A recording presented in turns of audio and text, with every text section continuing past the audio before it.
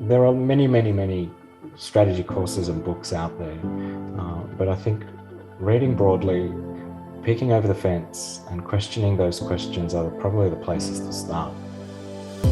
Welcome to Real Creative Leadership, a place where creative leaders can find insights and practical guidance on the day-to-day job of being a creative leader. We focus on real issues, topics, and insights of creativity in the business world. Join me as we explore the best strategies for developing your team, getting others to embrace your vision, and generating amazing experiences. This webinar series is produced by the Stoke Group. I'm your host, Adam Morgan, Adobe Executive Creative Director and author of Sorry Spock, Emotions Drive Business. And this is Real Creative Leadership.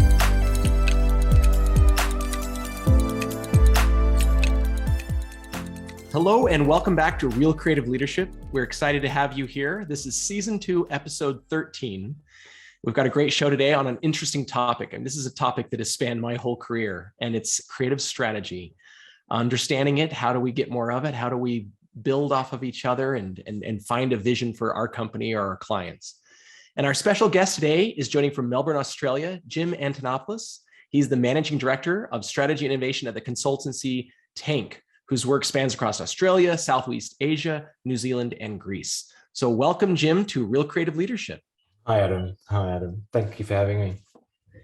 On the topic of creative leadership, we started this podcast a couple of years ago, and somehow you found out about it and reached out and said, Adam, I'm building a whole bunch of other stuff on creative leadership here in Australia. We need to talk. And so we had a chat a while back, and it's just been in the works of finally getting you here on the show. So I'm super excited to have you here. No, I'm excited to be here. I think it's a topic that both of us are quite passionate about, and I think we've really aligned on that. So I'm really happy to be here. Thank you, Adam.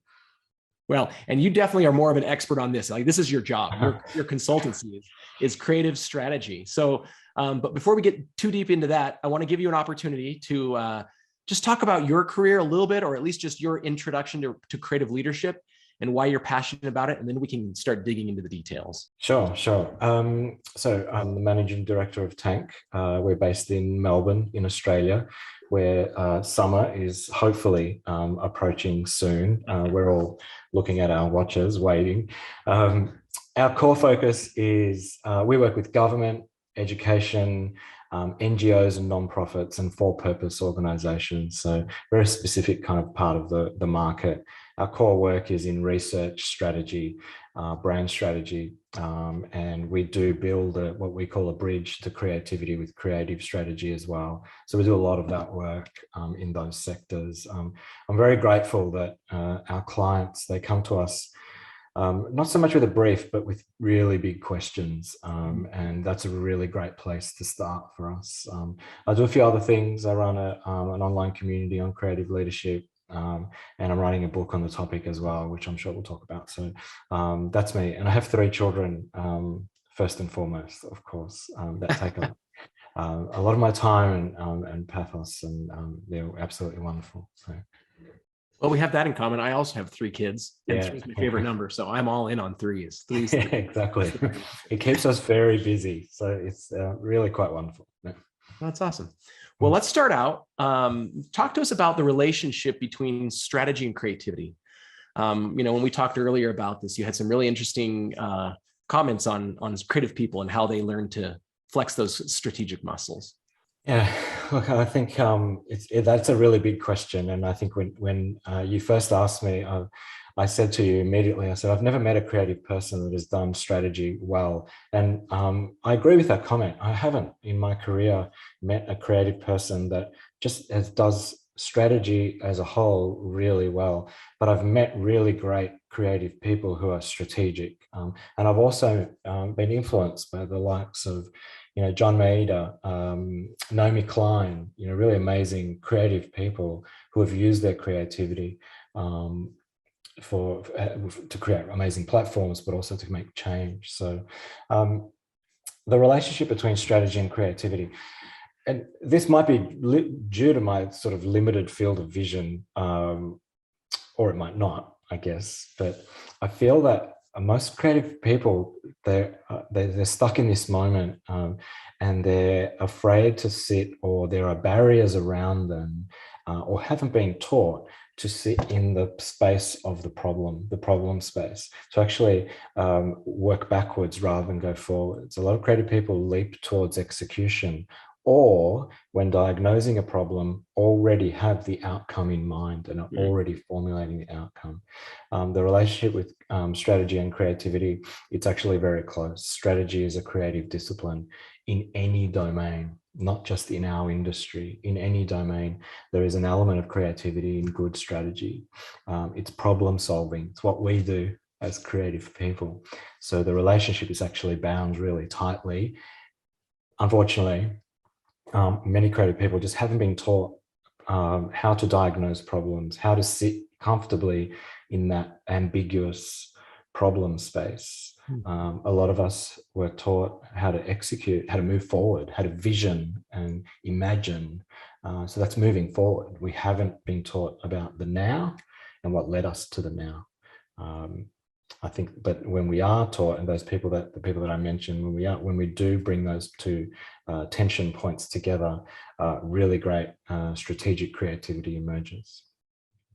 I think another reason why, perhaps, at least just thinking back on my experience, is that a lot of us as creatives, like we have a lot of deadlines, and it's like you don't get a lot of time to sit in that creative space. Like it's sit down, come up with an ad, or sit down and come up with the concept, or I think we're trained to go to execution really quickly.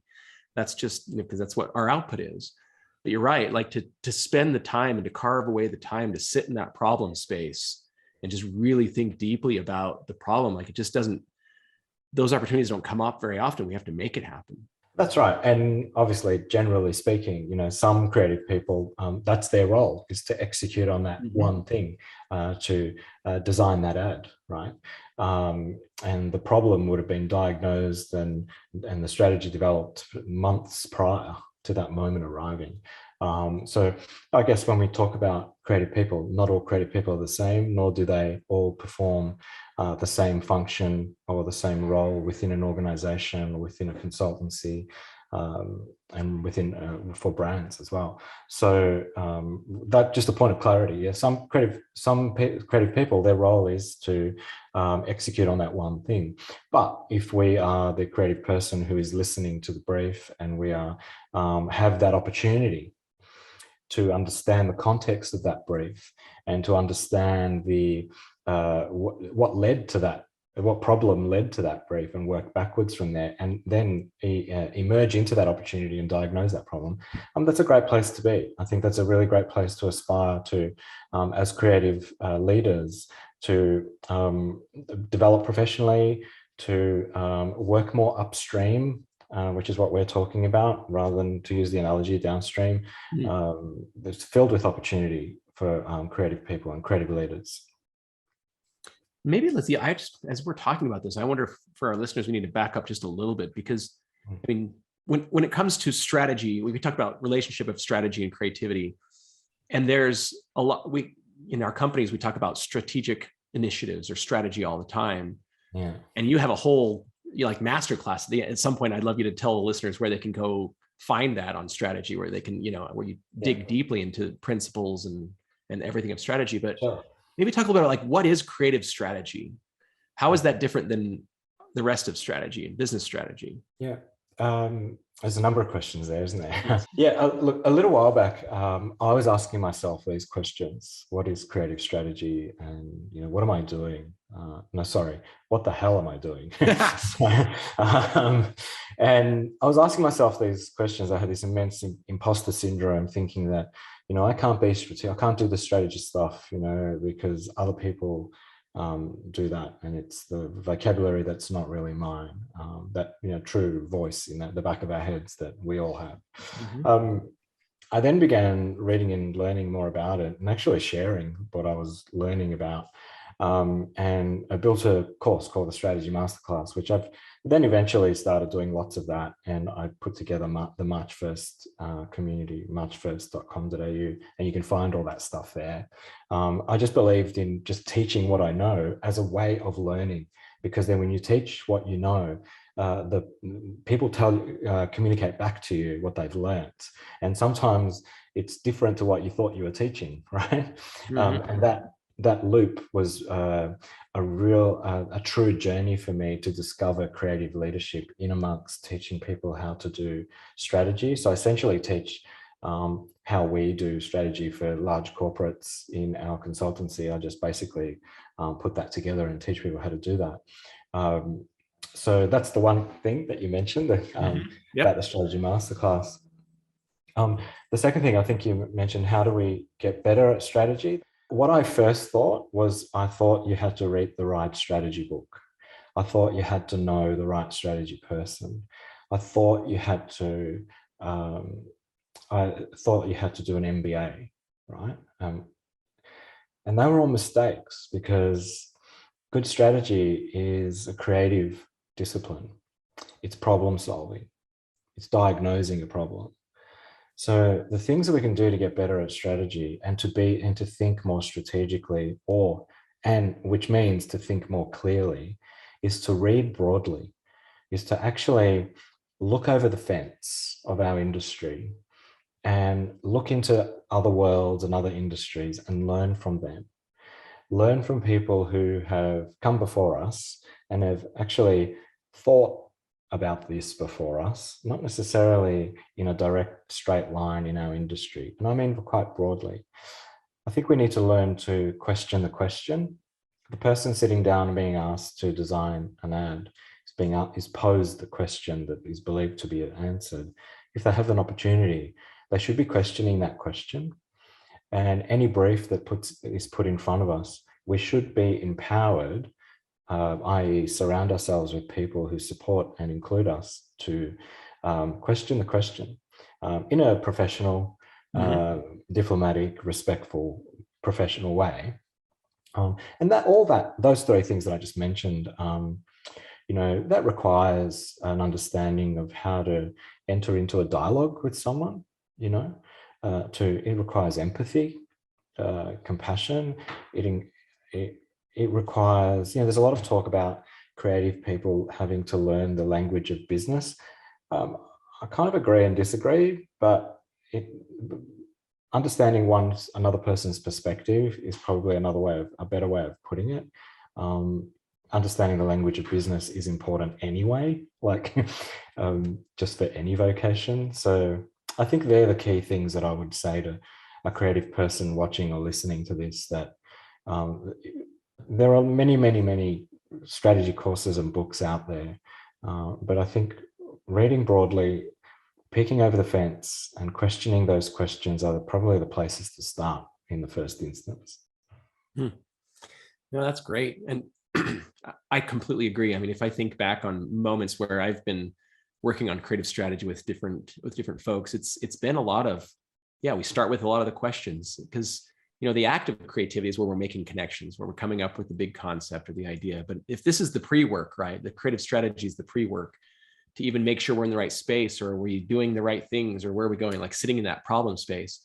I found that a lot of times it's at least with colleagues, it really is starting out with questions, and not just questions about the project, but just questions in general. And I think your advice of kind of people watch and read broadly and really absorb human life, I think that's so essential, not just in becoming a great creative, but in the strategy, because what you're trying to do is relate to real good human experiences and what would people want, and what would they care about, right? Absolutely. The more you sit in that space and the more you empathize with all the other people out there because you've watched them and you're a student of people, then you start to understand, well, this seems like the right answer. Like they would care about X, not Y.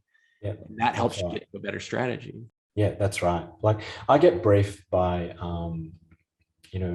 boards, a group of 10 people of directors of organizations. I'll be briefed by them. I'm sitting in the room with them. I spend a lot of time just watching them and listening and watching how they communicate with one another. And I ask them questions about the tensions that they experience between one another and within their organization, and the challenges that they're facing, the hurdles they need to jump. I'm interested in them as human beings. Reading a piece of paper that's called with the words creative brief at the top of it, it's dehumanizing. It's just focusing on this piece of paper alone is dehumanizing. Talking to the human being who wrote that and understands the bit at the top that talks about the problem, and understanding that human being is the place to start, is the place where strategy exists. It's in that dialogue. And that's a creative discipline. Absolutely.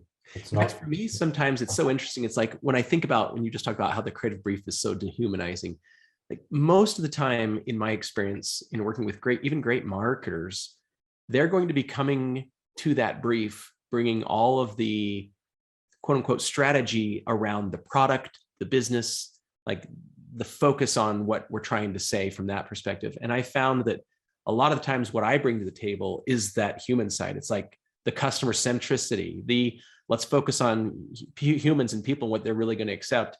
And is this big, long story about, some tech topic even matter to them? Maybe not, right? And so it's like, it's that yin and yang of us bringing the creative strategy, which is really, how do we show the human side of this and then end up on the best, experience for the customer that isn't just a one-sided coming at you from the product. Yeah, completely agree. I completely agree. And unfortunately, we're our own worst enemy. Our creative education system doesn't support that dialogue. It's very focused on moving us through, spitting us out at the end, teaching us how and what, not why. So very production line. We tend to fall into a space of we tend to fall into a world of fluffy bullshit strategy, right? Visions, missions, goals, right? Imagining the future, predicting the future, drawing and illustrating the future, but never really sitting and understanding what led us to this moment right now, so we can actually solve the right problem with our creativity, and then do the visioning, imagining stuff, right? We get taught that goals are strategy, goals aren't strategy, hope isn't strategy, vision isn't strategy, right? But yet it's sort of drummed into us to do that stuff, and we're our own worst enemy, because a lot of the creative folk, the creative industry, they exist in an echo chamber, right? Our peak bodies and associations, it's an echo chamber. We rarely ever peek over the fence. We rarely ever reach out and enter into collaborations and partnerships. And I am generalizing here, of course, with cross industry, cross functions. It's rare to see. Well, so now that we've talked about what is creative strategy and how we as creatives or people can do it, and I agree, like we definitely, we're not like your comment at the beginning of, I haven't met a good creative who's great at creative strategy, is probably true, because we're not, first of all, taking care of our own selves, the cobbler's shoes first. But the next question is, so how do we, the problem I get a lot is creatives will ask, well, how do I get other stakeholders in the business to care about creative strategy? Or how do I get my clients to care about creative strategy? Because right now, maybe they don't put value on it. So how do we help put value on it, or guide them to see value so that they can make it part of the process? Yeah, that's a great question, right? Value is always going to be decided by the person who's buying. It's not up to us. So the person who's buying decides the value to them, right? So that's the client, I guess. Or inside an organization, it's the CEO, it's the executive, right? They deem the value of what you're selling. So it's on us to ensure we're sending the right signals as creative professionals, so they value what we do. So it's on our industry associations and our peak bodies to advocate and set policy and governance for our industry to work within, so then other industries can see the value of what the creative industry does. It's on us. I'm sure you have, and I have met in my 30 years of my career, have met many creative people, if not all, including us, complain about the fact that they don't see the value, quote unquote. They don't see the value in what I do. I've complained about that. I'm sure you have, Adam, and people listening complain. The client just doesn't see the value. That's a dead end conversation that I've had with myself, that you've had in your career, and many people have had. It's a dead end. It's not going to go anywhere. It's an echo chamber. We need to get up and demonstrate the value of creative strategy as an industry, as creative leaders, so they then see the value. If we can't do it, they won't see it. Yeah, and it almost seems like for me, like at least for those listening, the best thing you can do is just find an example, a small project, something you've done where you've had a good outcome from having a good creative strategy, and you can show how it's made an impact further down the line before you got to execution.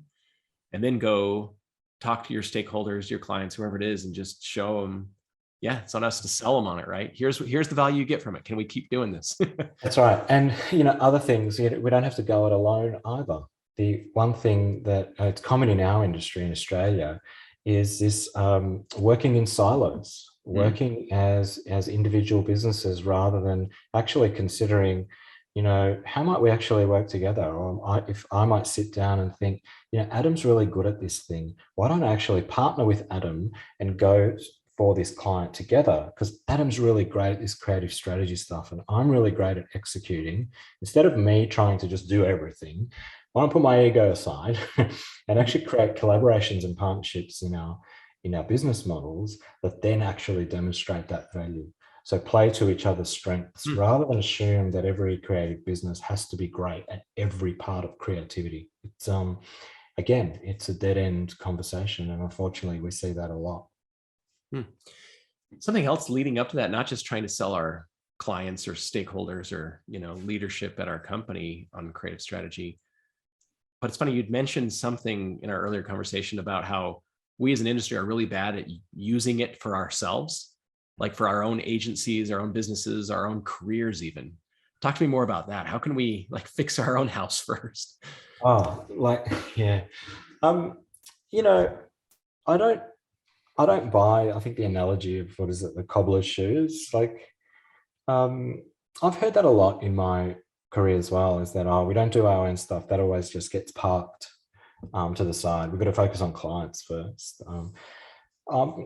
I struggle with that comment because I know secretly that it's kind of true. We're like that duck on the lake, and its feet are going crazy under the water, but it's serene at the top. But I do think we have to be client number one. We have to treat our creative professionalism, our businesses, and our professional development as client number one. We have to focus on that, because the ripple effect is they won't see the value. They will position us accordingly. They will say, here's a brief, I need it by tomorrow. Read it once and just get going, put your hand on the mouse and do the job, right? That silently, that's what we're being told, right? So we need to treat ourselves as client number one. We need to, which is why this journey that I've kind of been on to discover what creative leadership means has been really remarkable, because I've heard a lot of creative people talk to me about this issue, and we have to look in the mirror. We have to look at ourselves and what we're doing, what we're saying, and understand why we're unable to challenge the system, why we're unable to question the question, right? It's not somebody else's fault. Yeah, it's rough. I mean, I know that's a tough answer for a lot of us, where it's like, and even going back to what we talked about before, like, it's on us to build our own careers. It's on us to build our own companies. It's on us to sell it to business leaders and get them to believe in it. And I know that feels like a heavy burden. It feels like a lot, but I guess it's also just like, it's a great opportunity. Like, you just have to embrace it. We have to, that's part of what we're all about, right? Like, being a creative person is you want to have questions and think deeply about stuff and, have it relate. Right. So it's like, it's what we signed up for. So if we're not doing it, then it's not just going to get fed to us. And then we just go through then it will become paint by numbers, and it's no fun. That's right, Adam. That's absolutely right. Creativity is it's wonderful, right? We've all got it. You and I, everyone listening, we've carved careers out of it. We've chosen that this is our path, right? We love it because we're able to, as you said, think laterally, apply that lateral thinking to problem solving. How lucky are we to have chosen a path that is so ingrained within us, right? We get to do things with our heads, our hands, and our hearts, right? Not many people can say that about their vocation, about their job.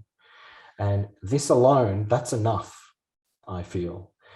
That's enough but we don't know that. We don't see that, right? We are unable as a collective, as generally speaking, creative people are unable to actually see that they have this wonderful sort of alignment of planets, right, in their path. And if only they could use it well. In 2010, if you allow me, in 2010, IBM put out a study. They interviewed 1,500 CEOs around the world, 60 across 60 countries, 33 industries, right? All these CEOs were asked, what's the number one leadership competency for successful firms in the future, for successful enterprises in the future? Unanimously, creativity was number one. Yep. I've used that stat. It's a good one. Enough said, right? Yeah. And yet we're sitting there saying, oh, they don't see the value in what we do. They do see the value in what we do, right? We just have to bring those two together. That's a good point. Right? That's a good point. They didn't choose something else on that study. It was they didn't. Yeah. 1,500 CEOs, 33 industries, 60 countries. That's an impressive sample. Even if you compare that against, I've seen so many studies just from the pandemic of the last couple of years of like the most important things that businesses have had to do. And a lot of times it's stuff that's just creativity under a different name. Like you have to learn to pivot. You have to try, innovative new things, or like, it's all the same stuff, looking at problems in a unique way, sitting in that problem space and coming up with a creative answer that's going to help, solve things besides just going through the normal process, right? Like trying it differently, looking at it differently. Completely agree. Yeah, well, completely agree. Here's my next question, and it may be a multi-part question. So get ready. For those who are just trying this out, they're like, okay, maybe I'm early in my career, maybe I'm not, I'm just wanting to get better at creative strategy. What are some resources that you know of? Books, things like, even though I said, earlier you said just, read broadly, but like maybe dig into that a little bit more. Are there some good strategy books or just anything, a class somewhere? And then also what gets you up and keeps you excited about doing this day in, day out? Like, what's your motivation? So what can people look to for inspiration or motivation? Well, good question. I said read broadly, but firstly, more specifically, conversations like this, what you're doing, Adam, I absolutely love. Real creative leadership is fantastic. I wouldn't have reached out otherwise. I think there's something that you and I, the timing and the alignment of what you and I are doing just sort of clicked at the right time. So conversations like this one and the ones that you've had in the past and the ones that you will have in the future, I think are really valuable. They offer diverse and varying and sometimes contradictory, but that's important, perspectives, right? They offer that because the creative industry and creative leadership is so complex and so varied, and we need to understand all the various aspects of it. This conversation is just one aspect, right? Yep. So acknowledging that, I think what you're doing is fantastic. Communities like Much First is fantastic, but there are many others as well. So listening to diverse perspectives, I would always say to younger creative leaders that they need to do that. There isn't just one avenue, there are many paths. So jumping into communities is really important. I mentioned a book to you a little while back by Richard Rumelt called Good Strategy, Bad Strategy. It's not about creativity, yet it is. It's about strategy as a whole, as a discipline. It's fantastic. I would highly recommend reading that. The latter part of your question about what gets me out of bed, what inspires me, I read very broadly and I read voraciously.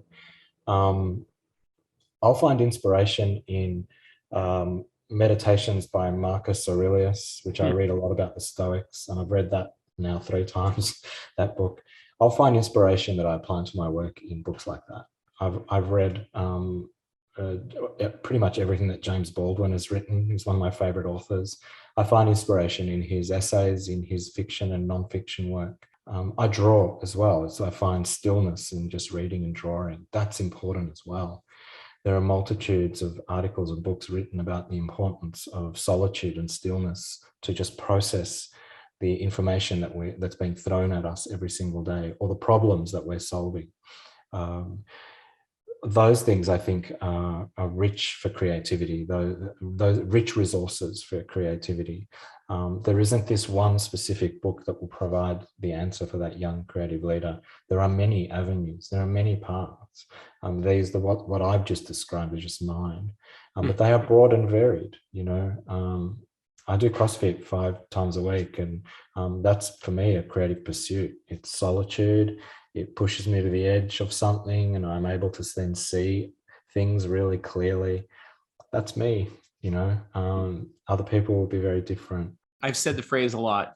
You have to read to lead, and I know it's just because of the wonderful rhyming there, but it really is true. Like, I think as far as like a creative person, being a student of people, being a student of culture is really important. And whether that's in movies or entertainment or, just things that people are into, I think that keeps you sharp in the creative world. But there is something about reading a variety of different books, because it's the ideas that get seated in your head that are different than entertainment. And it's like a little bit of philosophy, or just, thinking through big ideas. And that can be found, you're right, in a variety of books. I mean, it could be regular leadership books. It could be podcasts. I mean, thank you for the plug here for Real Creative Leadership. It's really just constantly learning. I think that it really helps. That's right. You're right, Adam. And seeing the creativity within that, like someone sat down and they wrote 400 pages, right? Someone sat down and wrote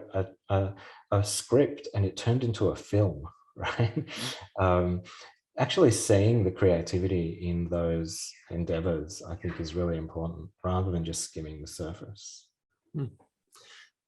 Well, we're getting close to our time here. There's something else you talked about, but I'd love you to dig in just a little bit more. Is just tell us a little bit more about March 1st and that community, and what participants are finding valuable or important there. Sure. We have there's about 500 people or so at last count. It's slowly growing. It's a free Slack community that we just started just to collect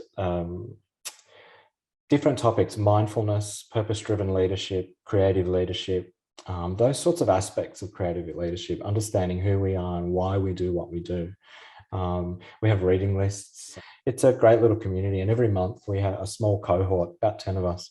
We meet on the first Friday of every month on a call, and we just discuss various aspects of sort of creative leadership or purpose-driven leadership. So it's been really fantastic. We've got people from all over the world, all over Australia, of course, and varying perspectives, and also, and this is important, varying industries, right?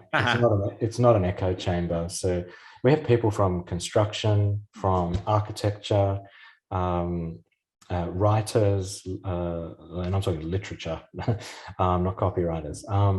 Really, and designers, of course, and creative people as well. So that's been really, that was an experiment, right? So that's been really insightful, just to watch and listen and nurture a community, which is a endeavor in itself. But the connections I've personally made have been, probably the highlight of my career. And the weekly journal that I write every Tuesday, which is also on that website, March 1st, is, again, I've been one article a week since 2016. That's been the highlight of my career. You can take the awards and put them in the garage, but the just sitting down and meditating on an idea every week has been really powerful for me.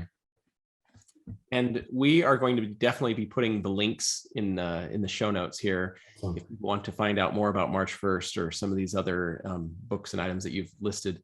Yeah. And 100%, I've been signed up for your March 1st newsletter, getting your weekly, your emails for quite a while. And a couple of them have definitely inspired, conversations that I've had on Real Creative Leadership. So thank you so much for that. And if you're listening, go check it out right now. Go sign up for Jim's weekly article. It's really interesting, very insightful. You put a lot of deep thought into those, and I can tell. Thank you. Appreciate all those.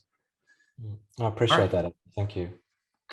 Well, thank you everyone for listening this far. This has been a great discussion on creative strategy. And I know it's an elusive monster sometimes, but the more we just keep trying, I think the more we as an industry can make a bigger dent in it. But Jim, why don't you tell people where can they find you, just so that we hear it one more time of, if they want to learn more about you or your business or, your communities, where can we find you, and give us some of those locations so we can spell them out. Sure. My business is at wearetank.com.au. That's my consultancy. And march1st.com.au is the platform that I've built to house my weekly journal, the community, and a whole bunch of courses and stuff for creative leaders. So they're the two main avenues you can find me, and you'll find lots of other stuff and things to explore. No, that's fun. I also love that as part of your community, you've met physically. Like that's something we haven't done with Real Creative Leadership. It's just putting out content, but yeah, I would be curious to hear if anyone's listening, if you reach out with a comment, like, should we do some sort of a physical thing and get together? I'd love to know if that's of value to everyone. I as an extrovert, I would love it. Just let me know right now, I'd love it. But curious to hear what the listeners say about that. So we'll put that out there and just see. Awesome. All right. Well, thank you so much. As always, you can find us at realcreativeleadership.com. We've got a full catalog of all the past shows. A lot of, like Jim said, it's just a piece here and a piece there, and you can listen to past shows and see what you can pick up on.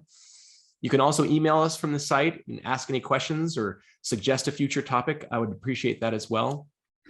And you can also follow Real Creative Leadership on all your major social channels. Me personally, you can find me at adamwmorgan.com. And you can also learn more about the Stoke Group, the digital marketing agency that helps produce this show. And they're found at thestokegroup.com. So we'd love to invite you to connect or engage with us in any way. Leave a comment on one of the shows, like or share something, post a comment. And again, get back to me on if you think that having something physical would be interesting to you. I'd love to hear more from viewers and listeners about that as well. So thanks again. Thanks, Jim, for joining us. And we hope to get more engagement and have other people follow you and get to learn some great stuff from you as well. So thank you. Cheers, Adam. All the best. All right. Thanks all. Thanks for listening to Real Creative Leadership. I'm your host, Adam Morgan, and this series was brought to you by the Stoke Group. For the most effective marketing, use both sides of your brain to align your strategy, creative execution, and analysis. Connect with the Stoke Group for help designing each step of your marketing plan and creating a coherent vision. Visit thestokegroup.com to learn more.